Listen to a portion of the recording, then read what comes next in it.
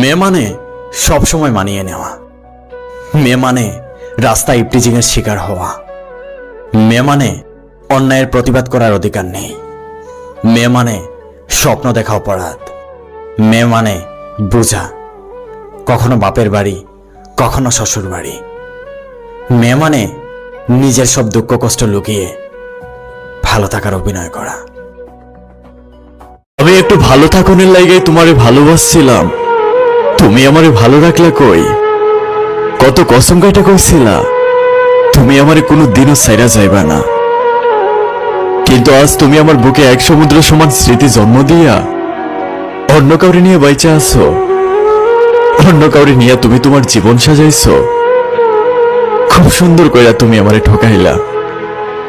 মেয়েরা কাঁদে কারণে ও কারণে, কখনো কাঁদে নিজের জন্য, কখনো কাঁদে প্রিয় মানুষগুলোর জন্য। মেয়েরা সারাটা জীবন ভাসমান থাকে, কখনো বাপের বাড়ি কখনো শ্বশুর বাড়ি, আবার কখনো সারাটা জীবন উৎসর্গ করে দেয় সন্তানের বাড়ি। আসলে মেয়েদের কখনো জানা হয় না তারা কোন বাড়ির নিয়মিত মেম্বার।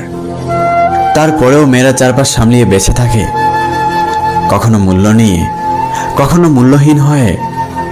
তবুও মেয়েরা ভালো থাকতে চায় নিজের জন্য, প্রিয় মানুষগুলোর জন্য।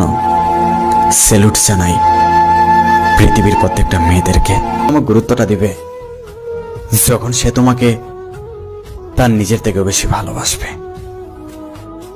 তোমাকে ভালোবাসি বলেই তোমার প্রত্যেকটা কথায় হ্যাঁ বলি, তোমাকে ভালোবাসি বলেই তুমি হাজার কষ্ট দেওয়ার পরেও বেহায়ার মতো তোমার পিছু পড়ে থাকি।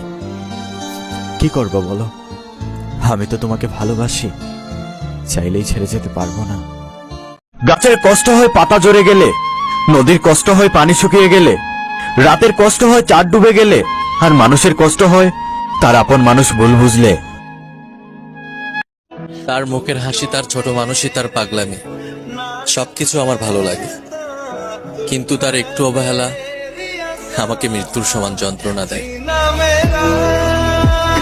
কেউ যদি তোমাকে অবহেলা করে আর সেটা তুমি বুঝতে পারো, তাহলে তোমার কষ্ট হলে তুমি তার জীবন থেকে চলে এসো। কারণ কোনো একজন কবি বলেছেন, তুমি যদি ভুল করে কোনো ট্রেনে উঠে যাও তাহলে সামনের স্টেশনে নেমে যেও, কারণ ট্রেনটা যত দূরে যাবে তোমার ফিরে আসাটা তত কষ্টের হয়ে যাবে।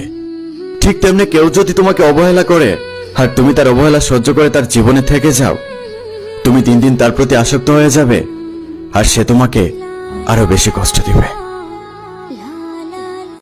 অসহায় তো মেয়েরা ভালোবাসার মানুষকে পাওয়ার জন্য পরিবার ছাড়ে, ভালোবাসার মানুষের সাথে কথা বলার জন্য পরিবারের সাথে হাজারটা মিথ্যা কথা বলে। এটাই হলো মেয়েদের সত্যিকারের ভালোবাসা, যেটা একটা পুরুষের পক্ষে কখনো সম্ভব না। থাইকা গেলেও তো পারতা, সবটা দিয়েই তো তোমারে ভালোবাসছিলাম।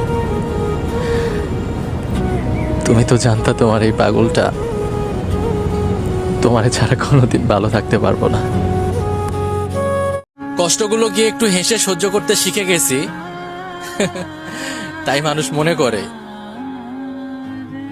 আমার কষ্টই হয় না। তুমি কি ভাবছো আমার ঠোকায় তুমি জিততে যাইবা?